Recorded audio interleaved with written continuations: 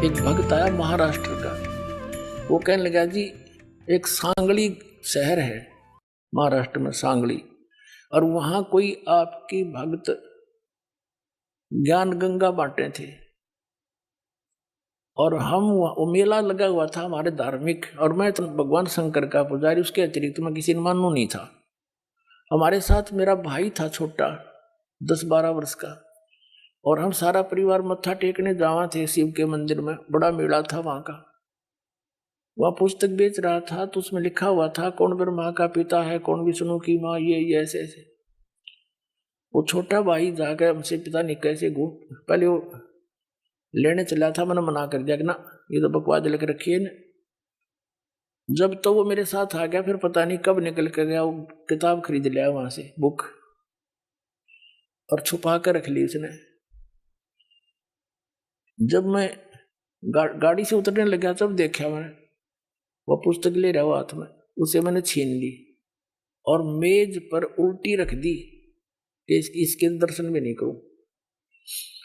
वह रखी रही 2 महीने तक। एक बार मेरा कुछ ऐसी टेंशन बनी, कुछ ऐसे सर्कमस्टांस बन गए, मेरा सिर पाटन न हो गया, घनी टेंशन हो रही किसी बात की, और मैं बाहर बैठ गया चेयर लेके। थोड़ी देर में ध्यान आया, पुस्तक दिखी वो रखी रखाई।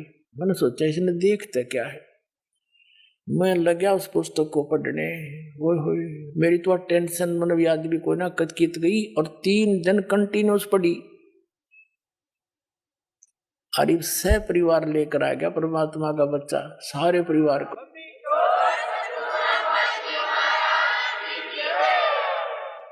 तो ये एक किस्म का परमाणु बन गया ये पुस्तक परमात्मा के ज्ञान की। अब वो उससे फिर रिश्तेदार में जाती है, वहां से ले गया सैकड़ों पुस्तक, सबको दूंगा एक एक, और प्यार से पढ़ाऊंगा, अपने कसम खाऊंगा, बताऊंगा सच्चाई क्या है।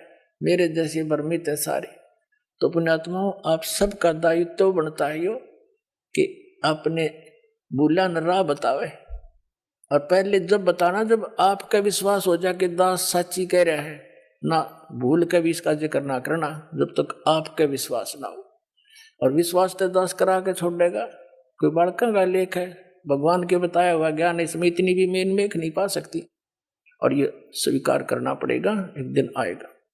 तारा मंडल बैठ कर ये चांद बड़ाई खावे, उदय भया जब सूरज का स्यों तारों छुप जावे। अभी तक हम जिस भी देवी देव ने पूजे थे, हमने वो गणाए में मावान लगा था, और परमात्मा के इस ज्ञान की रोशनी में अब ये सभी ज्ञान ऐसे छुप जाएंगे, ऐसे निष्क्रिय हो जाएंगे, निरस्त हो जाएंगे, जैसे रात्रि के समय तारामंडल के अंदर आकाश में चंद्रमा सुशोभित होता है और सबसे ज्यादा प्रकाश युक्त नजर आता है। जब सूर्य उदय हो जाता है, वो रहता विद्यमान है पर उसका अस्तित्व नहीं रहता, हमारे लिए उसकी आवश्यकता नहीं रहती उस समय। तो अब ये सूर्य का उदय हो रहा है। अभी तो ये समझ लो वो देसी भाषा में झोड़ बोड़ा सा ही है, यानी थोड़ा सा वो सूर्य उदय होने से थोड़ा सा पहले रोशनी होती है। अभी तो इतना हुआ है यो। अरे देखना जो शिखर में होगा सूर्य, पूरे विश्व में ज्ञान हो जाएगा ये, पूरे विश्व में।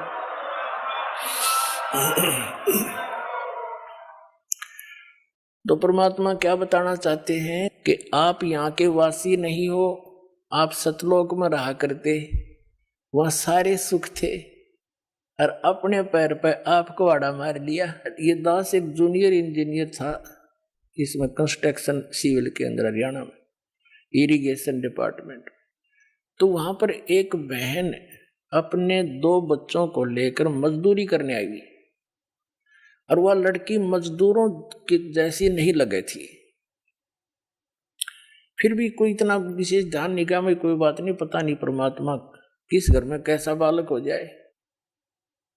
फिर वो रो रही थी रोने लगी कुछ देर बाद, दूसरे तीसरे दिन जब हम दोबारा गए, उससे पूछ बैठा, भाई बहन क्या बात है, क्यों रो रही हो?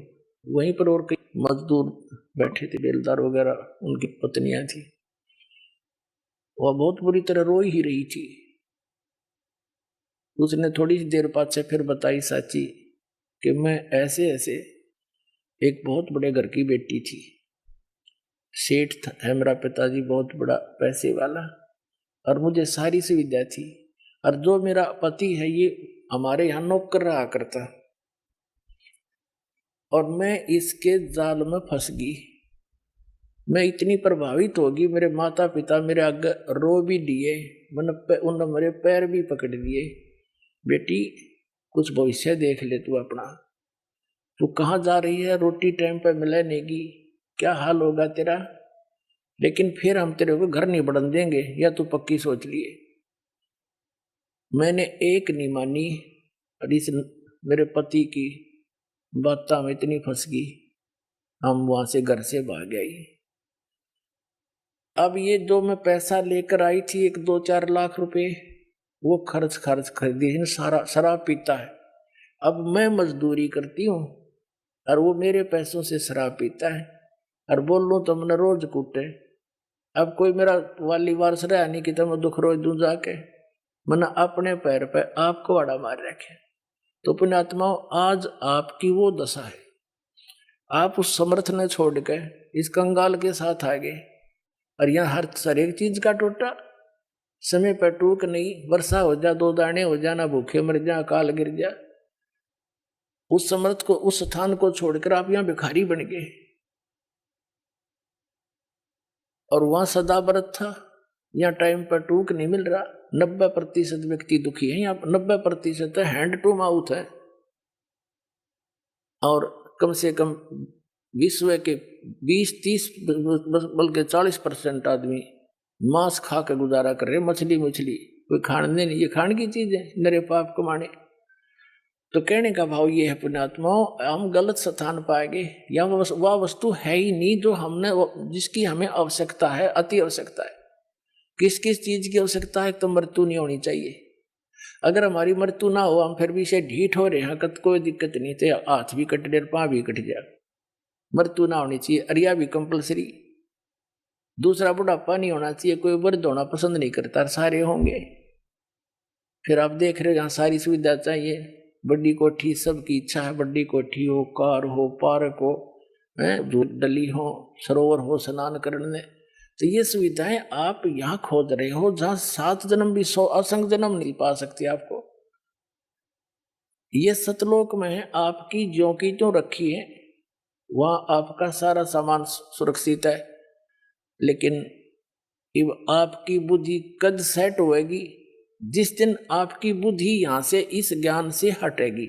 ये ना सोचना दास को एक लोक वेद दंत कथा सुना रहा है, या किसी डोम बाट की गाई हुई कथा सुना रहा है, ये तो वो वचन सुना रहा है जो परमात्मा ने स्वयं अपने घर का भेद दिया करके, और जिन महापुरुषों को साथ ले गए फिर वापस छोड़ा, उन्होंने इसलिए छोड़ा था कि ये मेरे गवाह बन जाए, फिर बाद में मेरे बच्चों को गवाही दे जाए कि सचमुच कबीर इज गॉड, कबीर परमात्मा है, और सतलोक में ये सारे सुख हैं।